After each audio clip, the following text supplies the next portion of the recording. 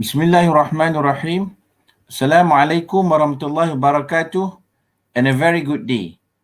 My name is Amir Bahari and today we are broadcasting live from Kuala Lumpur, Malaysia and London, United Kingdom. And with me today we have Mufti Faraz Adam and Sheikh Dr. Faisal Manju. Welcome, gentlemen, to our program today, the Epiphany Moment Series. Thank you. Now, I will start the program today with the recitation of Kitab Al-Fatiha. Bismillahirrahmanirrahim. Alhamdulillahi Rabbil Alameen. Ar-Rahmanir-Rahim. Malik Yawmiddin. Iyaka na'budu wa iyaka nasta'in. Ihdina siratal mustaqim. Siratal ladhina an'amta alayhim. غير المغضوب عليهم ولا الضالين آمين. And we'll go straight to the point, and I would like to invite our panelists to introduce themselves, their name, their organization, and who they would like to help or assist. And I shall begin with Mufti Faraz Adam. Over to you, Mufti. Jazakallah khair. Bismillah ar-Rahman ar-Rahim. It's an honor and a privilege to be here with you all. My name is Faraz. I am from Amana Advisors. I'm the director of Amana Advisors, a Sharia advisory firm based in the UK but serves globally. Assalamu alaikum. My name is Faisal Manju. I am an academic. Also, I'm a lawyer and a Sharia scholar. And I'm the director of Minara Academy and Minara Consulting. Assalamu alaikum. My name is Amir Bahari. I'm a Sharia lawyer based in Kuala Lumpur, Malaysia, and my work focus in the area of estate administration and LLP. So basically, my specialization is in the area of inheritance planning.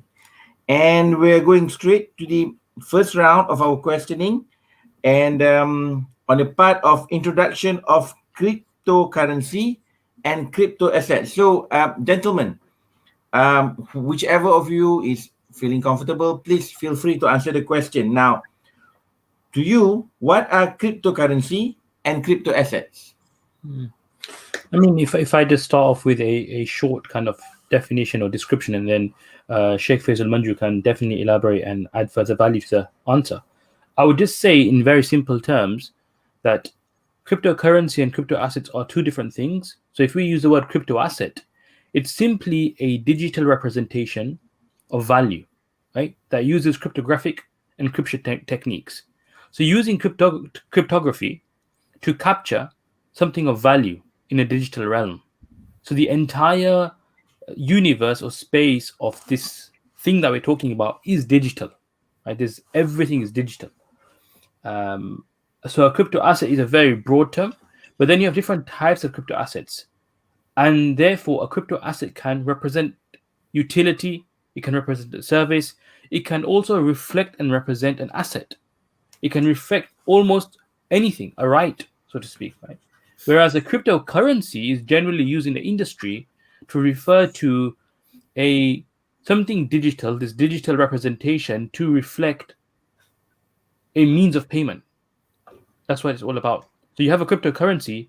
The core goal and objective of that cryptocurrency is purely a representation of a medium of exchange. That's all, nothing else. And there's much more to say on that, but I'll hand it over to Sheikh Dr. Faisal Manju to elaborate further. Okay, we're living in a world where the financial economy is dominating compared to the real economy. So keeping this in mind, we have to appreciate that our regulatory and legal framework needs to be considered. Based on that, many central banks, for example, the Bank of England, has issued documents and recognizing crypto asset as an asset. In other words, it is a property, despite it being intangible. One of the issue would be, for example, you have a share in a company. A share in today's time is a digital document. What gives it value is what it contains. It is an intangible thing and you make a legal construction to give it value, and that is more or less the same thing. Okay, there's a difference in law between a share and a crypto asset. Regarding a currency, that Mufti Sahib make it clear that the main purpose of currency is to facilitate transaction, is a yardstick of value. So what we see in today's time, you got companies coming up with their own crypto asset or cryptocurrency. So that is something we got to hold the bull by the horns, understanding the intricacies involved. We have more than 2,000 nowadays with cryptocurrencies. Now, you've touched about the regulatory and the framework of cryptocurrency. Now, can you please share with the audience today why are cryptocurrency and crypto assets gaining so much popularity and importance? It's a good question. I mean, to be honest, we've all heard about meme stocks, right? So there's an entire culture behind crypto assets, which is being driven by social media, right? Social media is definitely hyping and increasing the kind of you could say speculative activity in crypto assets. So there's a huge percentage of interest from pure investors, traders, even novice amateur traders, and there's a lot of drive and demand from there. But at the same time, there is some genuine efforts taking place by many industry players, by many tech companies in exploring the use cases and the utility of crypto assets, blockchain, and everything that comes within this space. So there's like demand is being driven by a lot of just hype, but yet there is genuine use cases, utilities within many of the technologies, and therefore, I guess when more regulation comes in, or at least some regulatory frameworks come in, you'll begin to see much more development in terms of actual use cases. But right now, I would say a lot of the interest is more on a trading level as opposed to anything which is, you could say, innovative as a technology, adding real value to current systems that we have. I mean, the whole debate about blockchain is not about currency. It has permeated many areas of our economic activity in hospitals, in insurance, and so on. So it's a question that people will have to adapt. The whole question of money itself is an ocean of research. If you look at it, for example, we started with the barter system. From the barter system, we went into the bimetallic concept. From the bimetallic concept, that is gold and silver, we went into the state theory of money. From the state theory of money, we went into the theory of credit money. And now it's a time for decentralized money. But as you know, we are moving towards the centralization. Countries like China, for example, want to centralize it. Countries like El Salvador is looking into centralizing it. So this whole concept of money itself is evolving, and that is not something new. So we have to accept it. There are some people who will definitely drive the process. So this is one of the reasons. But blockchain itself brings a lot of advantages. For example, there's more transparency. The amount of cryptocurrency to be issued is limited, and some people argue that it controls inflation. The issue of blockchain, there is instant transfer of money. So there are many advantages to that, like Mufti Faraz alluded to, is driven by the market. So basically, we're looking into what drives the market. We're looking into something which is decentralized and which can control inflation. Am I correct to say this at this point of time? Why it's gaining popularity? I mean, in theory, the inflation one, we need to look into it because inflation is a theory in economics, which is an area of its own. But in theory, because it is limited, unlike the fiat money where you try to create credit money out of it, this is one of the main reasons we have inflation. It is argued that with cryptocurrency, this will not happen because they are trying to have it gold back, like in Malaysia, for example, and there are certain companies in UK as well, where they have it gold back. For every crypto, they have 1 gram of gold, for example. With that type of idea, it is possible. But you know very well that the yo-yo of the Bitcoin and the world market does not reflect this theory of inflation. Noted, noted. And talking about the form of cryptocurrency, can you please share with the audience what are the most popular cryptocurrency or crypto assets at the moment? I mean, just to give you like three, four, I would say one is Bitcoin, which everybody more or less the entire world has potentially heard about because it was the primary one, and then there's Ethereum, which is used for smart contracts and developing applications. Then you can say Binance token, which is very popular because Binance, as you know, is an exchange, and majority of people who are trading crypto, and Binance has been in the news as well recently, right? So not only do we know because when you're trading, but secondly, it's been in the news across the world. And then fourthly, potentially, I would say something like Tether, which is another common one. The ticker symbol is USDT. So I would say these are like four very, very common crypto assets that you'll see in the top 10, top 15, anywhere where crypto assets are discussed. I mean, as I mentioned, there are about 2,000 in the market now with cryptocurrency. So Mufsam alluded to the four main ones. I think that's fair. It's a fair analysis. Okay, okay, right. Now, going back into looking back from the helicopter view, that means from the Islamic fiqh assessment. Now, can you share with us and the audience uh, why the ulama? What is the position of the ulama regarding the permissibility or non-permissibility of cryptocurrency? Is there a consensus or there is dissension among the ulama? No, I mean, it's a very good question. Um, Look, to be honest, in all issues, there's always, especially innovative issues, things which are new, things which have no real precedent, right? It's always going to be a matter of research, review, interrogation, inquisitiveness. And that's what's happening now. Scholars from different parts of the world with their own methodologies in approaching fiqh, in approaching research, will be applying their minds, trying to understand what this phenomenon is. And that's the real challenge right now, and it depends on your exposure, your capabilities, your resources. So all these variables make an impact in the analysis that's eventually produced. And so you'll see those who have more exposure, more chance to interrogate, more reach, right, and more understanding potentially, or more studies behind this, they may reach a different conclusion. Those who engage with it for a couple of months may reach a different conclusion.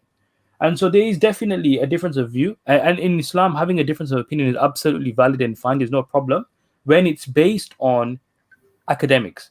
When the research is done genuinely and based on academia, it's done through a systematic scientific way, then the outcome is always respected. So one scholar might have a view of crypto assets being non-Sharia compliant.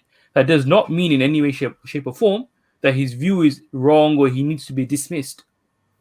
Neither does it mean that a scholar, on the other hand, who says crypto assets are Sharia compliant, he needs to be dismissed, or his view is 100% right. These are ijtihadi matters, what we have in Sharia, right?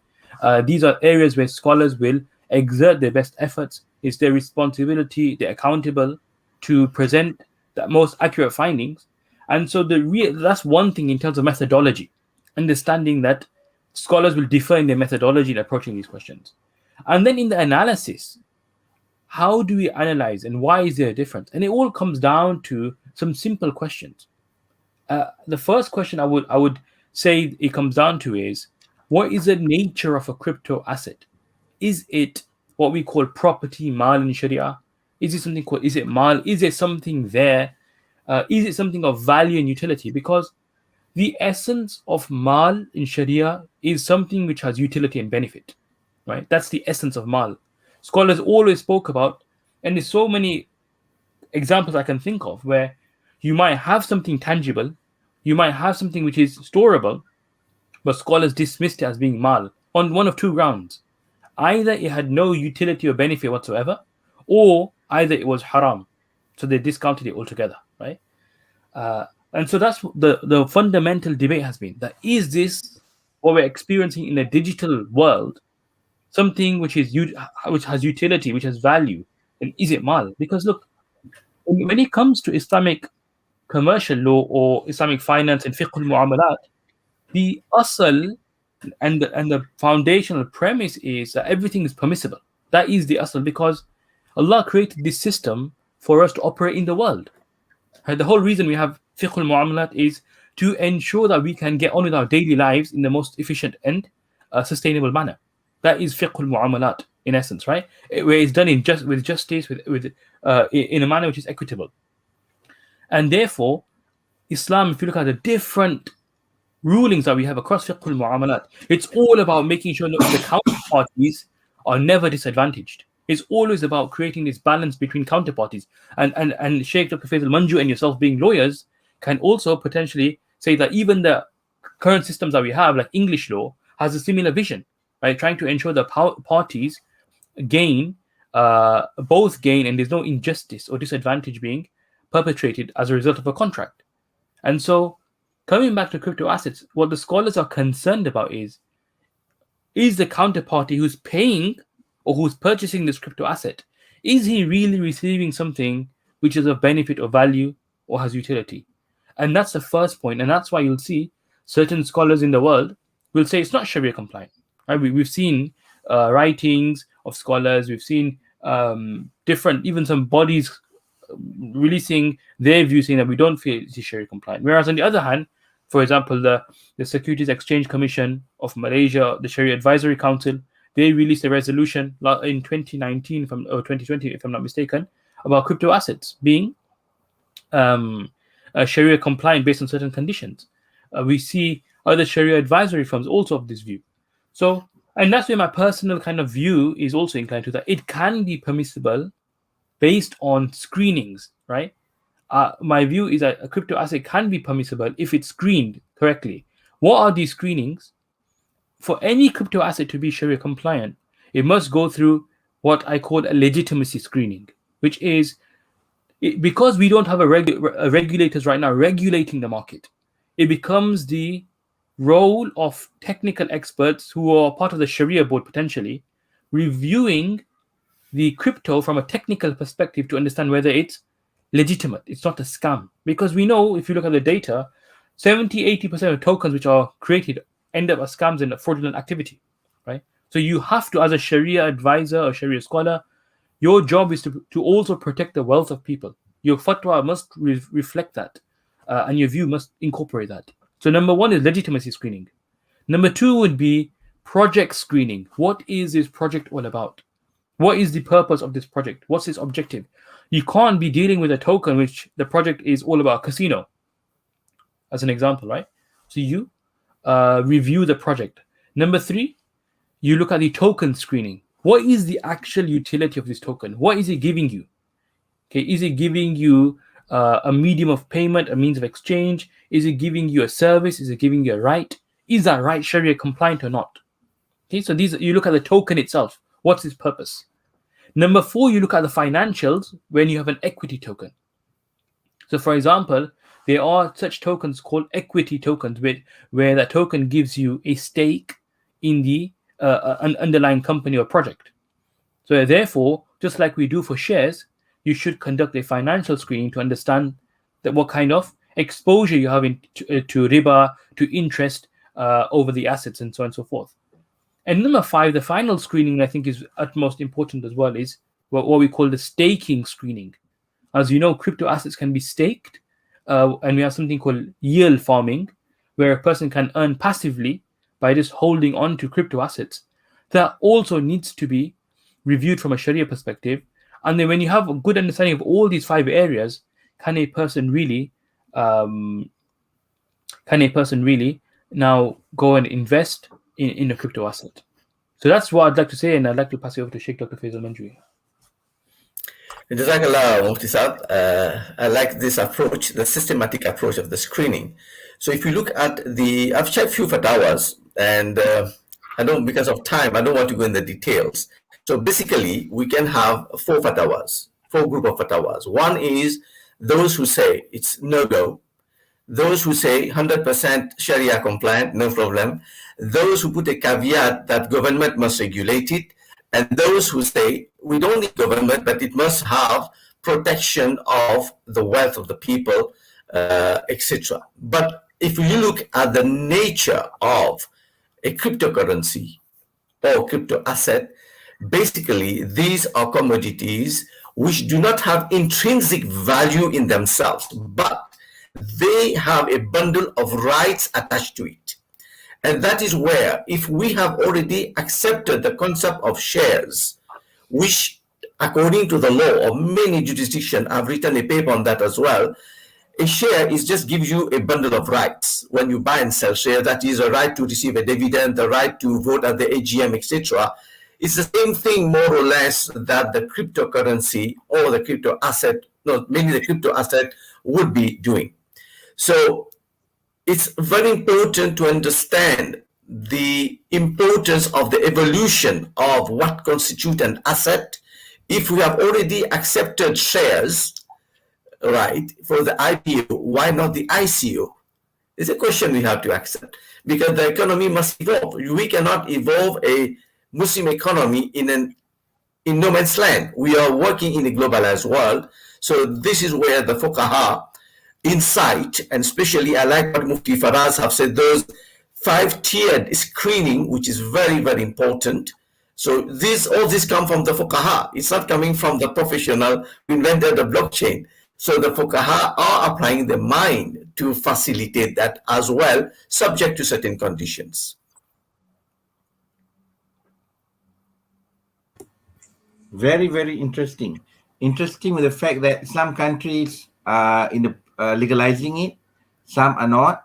There's some fatwas on it, and the screening test that comes with it. Wow, I must say it's something which requires a lot of thinking and a lot of analyzing. Now, looking into the possibility of cryptocurrency being permissible, what are the fiqh or legal basis for that? If it is to be a currency in the country, or what we call, there was last time a notion that a dinar would be the currency among the Muslim countries, and now say, look, if dinar, there's so much opposition to it, then why don't we make it a cryptocurrency as the medium of exchange? Now, what would be the fiqh and legal basis for that, if it's to be allowed? I mean, I think it's a good point to start from a question, which is gold the currency of Islam, right?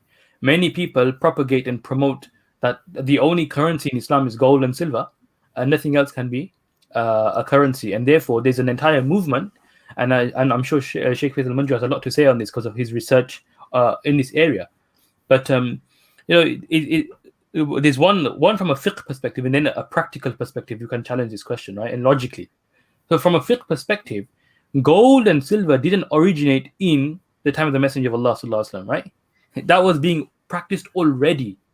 Right? Gold and silver was the norm, and then the Arabian lands took this from the Byzantine Empire, the Persian lands, where gold and silver coins were being used. In fact, the currencies that were being used, you could argue until at least the 80th year after Hijrah, 70th, 80th year after Hijrah, they were not Islamic coins. They weren't minted with Islamic kind of like identity.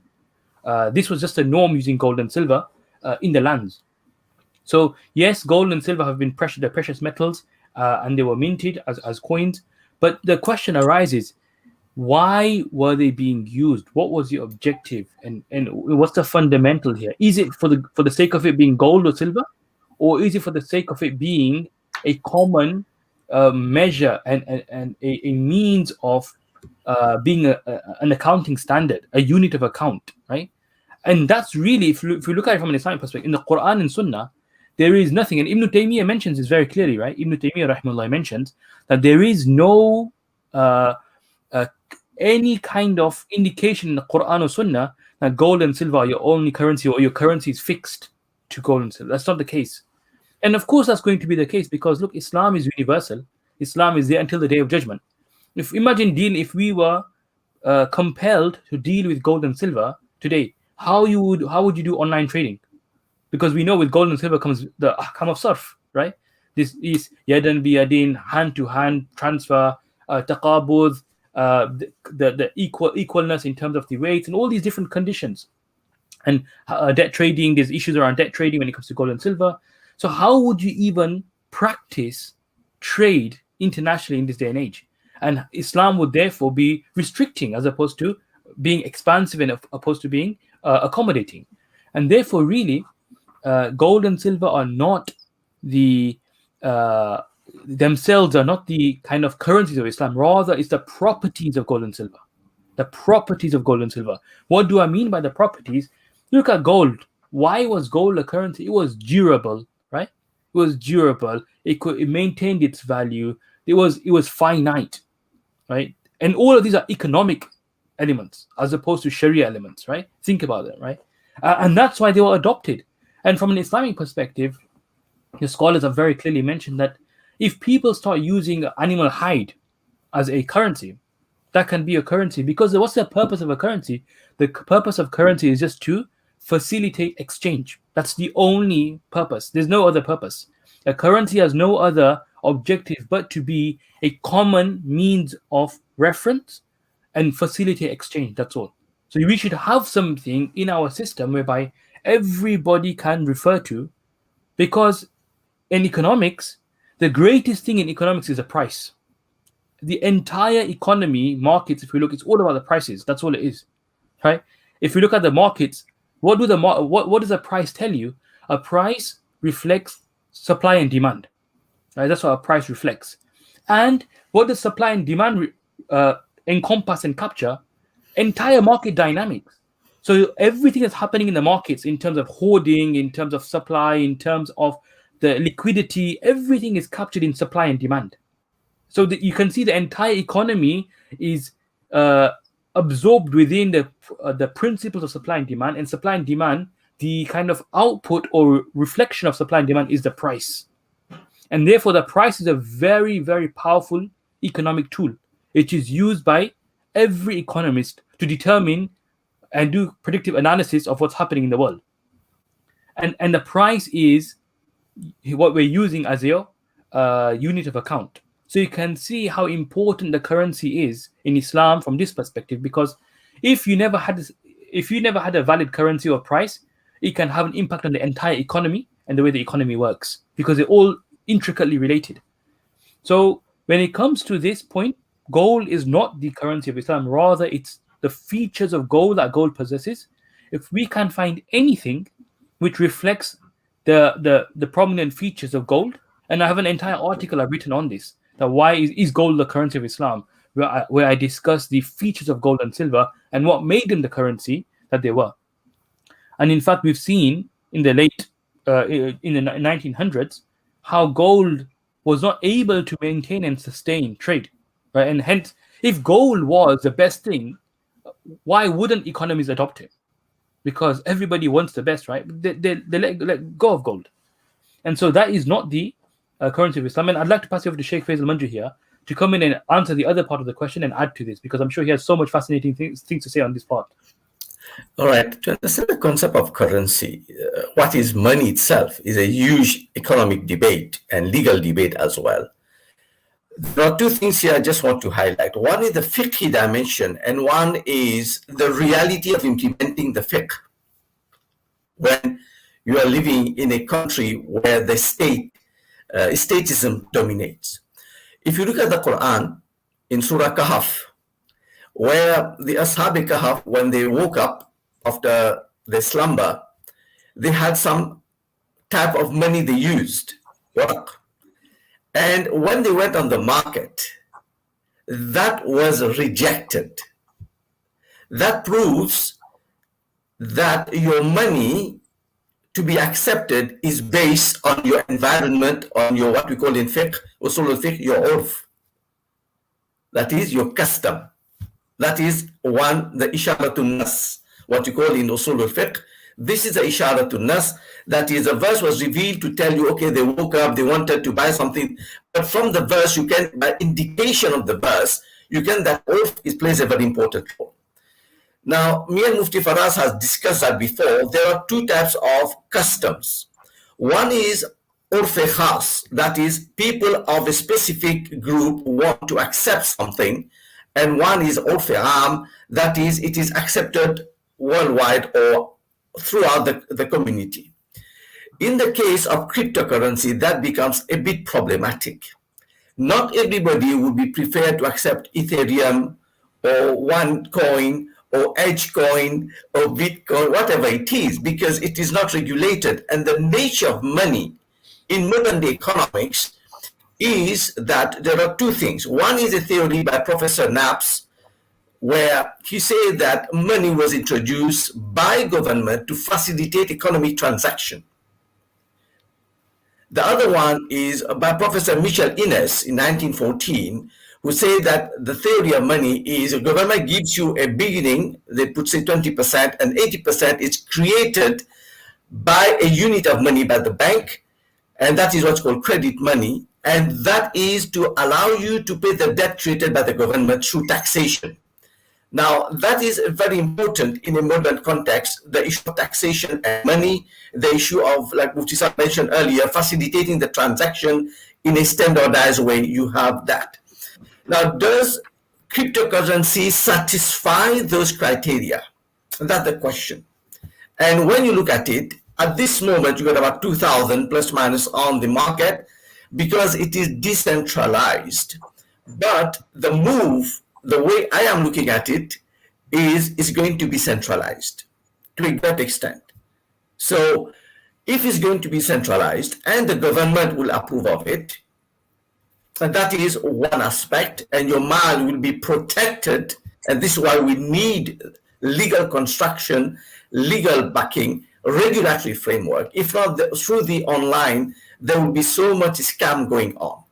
One of the beauty of money or gold is that fiat money is recognized because of government is backing it up. Government denomination. We got to appreciate that.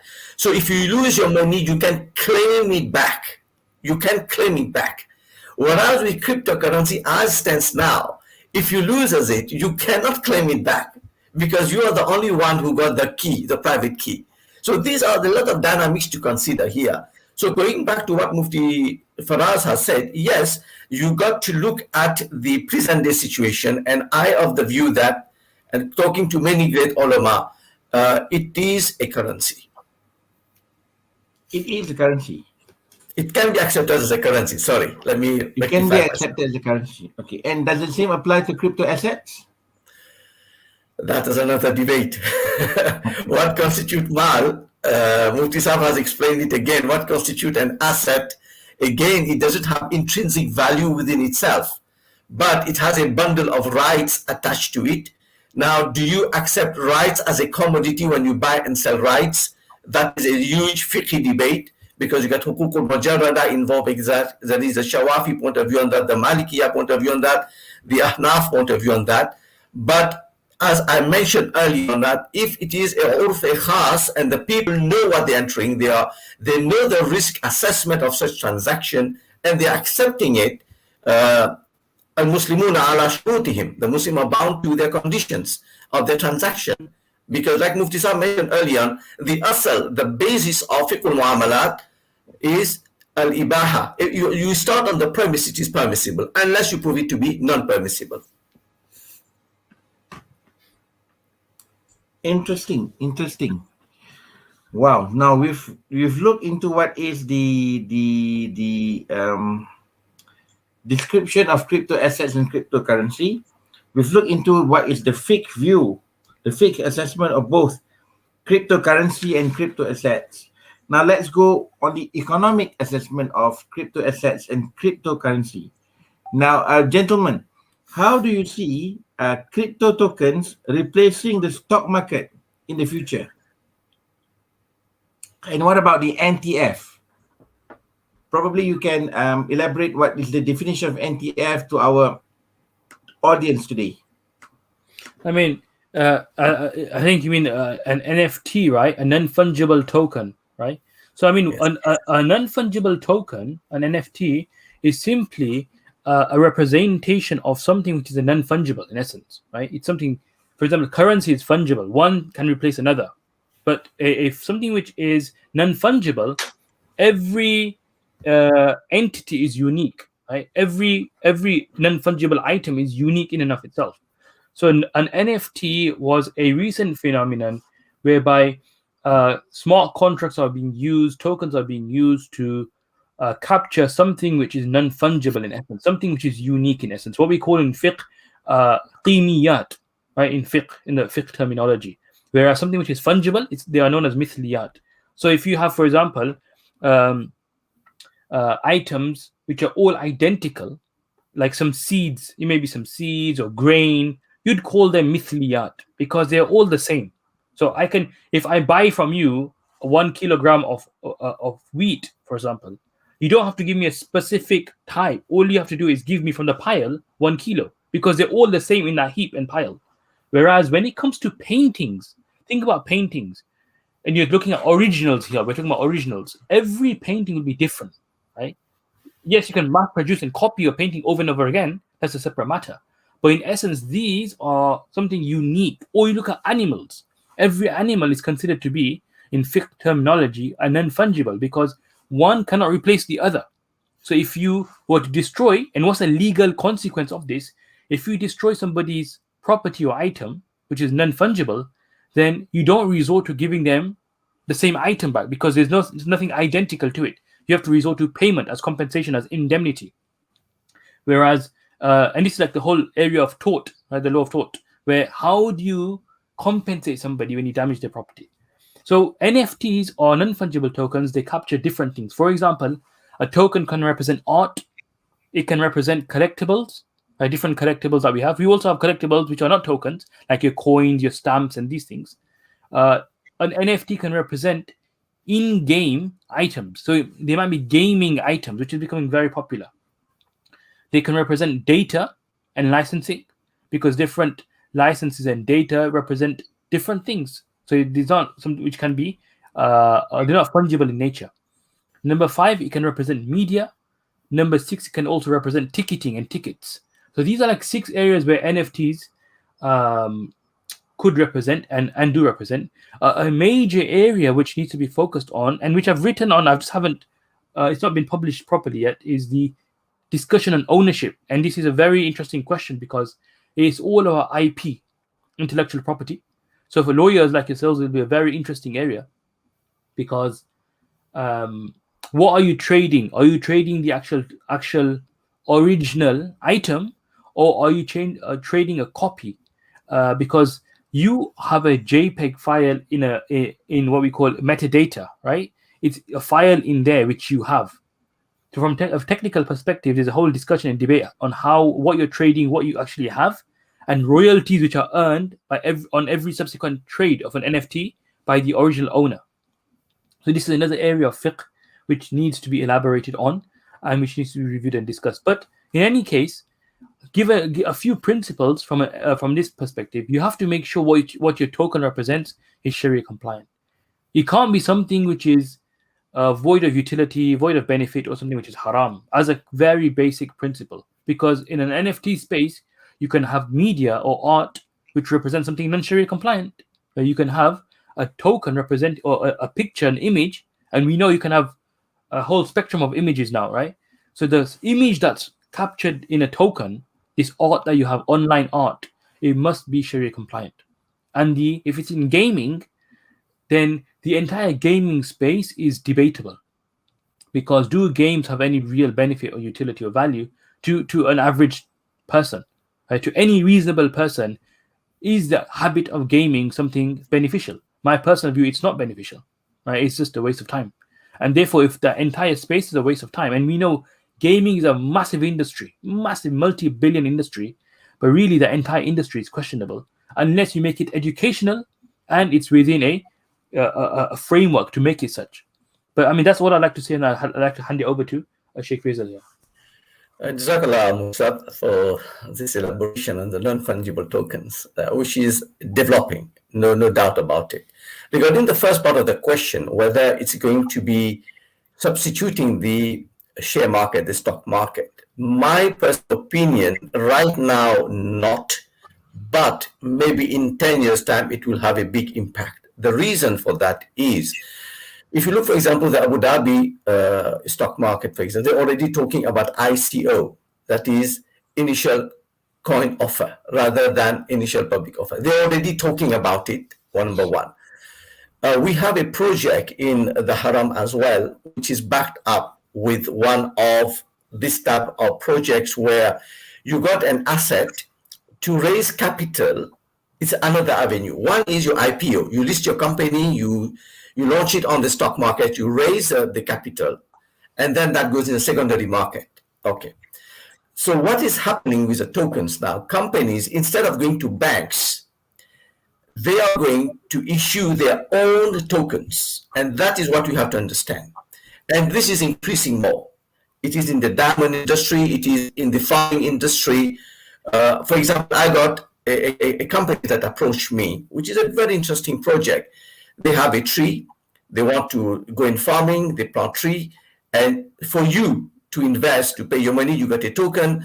After 5 years, when that tree is going to be big enough to be sold, that is where your token's value increases. Yeah.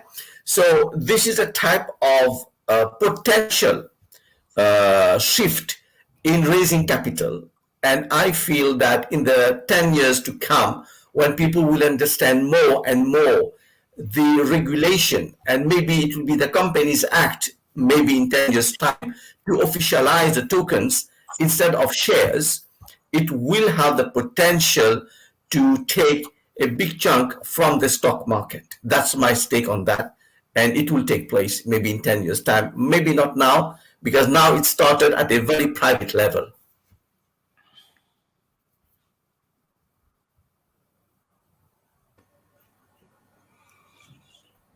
Now, in both of your opinion, why is that most governments are not considering cryptocurrency as a legal tender? Sorry, what was the query? I missed that. From your both personal views, why are most governments are not considering cryptocurrency as a legal tender as of now? Okay, so I mean, look, cryptocurrencies are three risks right now in crypto assets, right? We have to understand. One is the risk of fraud. Second is risk of regulatory risks. And to be honest, look, when you talk about crypto, the nature of fiat currency is centralization. Right? You can have a crypto which is centralized, no doubt about it. And that's where there's research going on. There are definitely ideas within government, working papers being released. So that is being looked into, right? To have like a central bank cryptocurrency or digital currency, CBDC, what we call CBDC. But the bigger question is, how does this operate? There's a lot of question marks. I mean, if by changing a system, but if you change the currency, you're changing the entire system.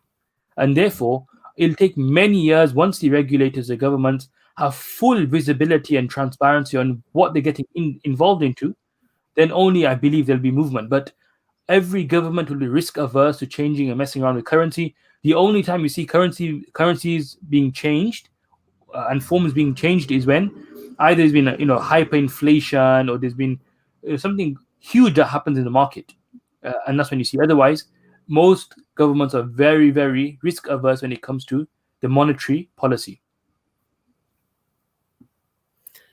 I mean, I will share the view of Mufti Saab there. Government won't just shift their policy.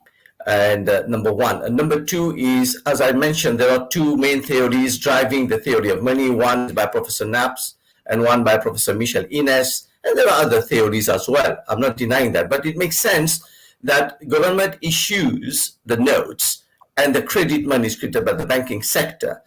And the government wants that money to pay the debt it created. And therefore, the taxation is a standardized unit. So you got to understand the economic dynamics there. So when government came about with the issue of legal tender, the reason we have a legal tender is because the fiat money itself does not have any value, right? We have seen in India, for example, 2017, when they changed the notes, that note didn't have any value. Even in England, for example, the £5 notes, the etc., has been changed. So if you take the old note, you go to the bank, to the shop, nobody will accept it. Why? Because it is no more a legal tender, that specific format. So we have to appreciate the role of legal tender, which emanates primarily from the Bretton Woods Agreement in the 1940s, right? When we had a lot of chaotic situation, especially it was driven by the Keynesian theory, right, which was mainly on macroeconomic policies. So all the things need to be taken into account. So when we go with macroeconomic theories, mainly the Keynesian theory, it's very important to capture that the central banks and the issuing of currency, we need government backing to facilitate the transaction in the economy. There is more certainty. Government will not just change overnight if it's going to create havoc and mayhem in the economy. Right? I'll just give you a simple example. Look what has happened with the monetary policy in Zimbabwe when we started having excessive printing of the money, that the money itself has no value. Right? We don't want this type of things to happen. And this is where, when we have a legal tender, though El Salvador has opted for Bitcoin, as we know, they passed a law in parliament, the World Bank is a bit skeptical to back it up. There is other countries like Paraguay, maybe Mexico, and so on, who are looking into it. China has already digitized its yuan and the renminbi. We know that already, right? So there is a tendency towards it, but it's not going to happen overnight. There is a lot of lobby groups there, a lot of people in the capitalistic system will like to look at it from different angle. So that's my stake about why there is so much reluctance on that. And another thing is, from a regulatory point of view, for banking sector, if they're going to work with that, we got to understand the banking sector are highly regulated through the Basel III, Basel II, and so on, and that got to do with the capital adequacy ratio. That also is another major thing, because the banking sector in an economy is, in a nutshell, it is the risk managers of the economy. That's what the banking sector is about, the risk managers. So they are highly regulated because the amount of money they got. And that money must be a legal tender for government to control that. And there's a lot I'm talking here, a lot of theories. Sorry for that. Understood, Prof. Understood. So basically, we're looking into what money regulator does, but at the end of the day, they also have to take instruction from someone, right? And interestingly, when it comes to cryptocurrency, nobody's answerable to it. Am I correct on that? Yeah, for the time being, yeah. Okay, right. Now, if I'm to use a marker of the international quote-unquote countries that are proactive, now, how would you rate countries like Singapore? Are they proactive in terms of cryptocurrency? Sheikh Faisal, you want to address that particular question? Yeah, the question, countries like Singapore. Can you repeat your question, please? Can you repeat your question, please? Countries like Singapore, Australia, are they what's your position on cryptocurrency from your understanding? I mean, Singapore is very forward-looking, and they might move in this direction. Australia, my personal opinion, though the private sector might have an appetite for it, but they will not make a move until, in my opinion, countries like the UK make a move.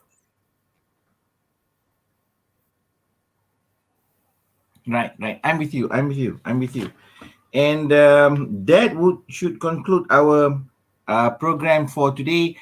We've run about 50 minutes on this program. Is there anything? How would you conclude our program today in one sentence? Mufti Faraz, if I may give the floor to you. Yeah, no, thank you. I would just say, look, this is an ever-developing area. I think it's a very fast area. So what was said today can become redundant tomorrow and obsolete. Right? That's the nature of this thing. But alhamdulillah, we have experts like Sheikh Faisal Manju who are always leading the industry and guiding us. So we're very fortunate to have such pioneers in the industry. So it's not a 1% cannot handle it. Mufti Faraz, if I may say. If one person can take the lead and the rest can support. Okay, right. So that's when the ta'adud will come into play. Definitely. Sheikh Manju, how would you conclude The this in Islamic a sentence, sir? ethos, the, the Islamic ethos of fiqh al-muamalat is we must not stifle the market. We must not stifle the market. A market is supposed to spread. This is why Rasulullah did not involve in the pricing in the market. He said Allah is al-musa'ir, Allah who controls the price, right? So we must not stifle the market. If it moves in the right direction, we go with it. If it's going to cause harm, then we must stop it. That's the Islamic ethos.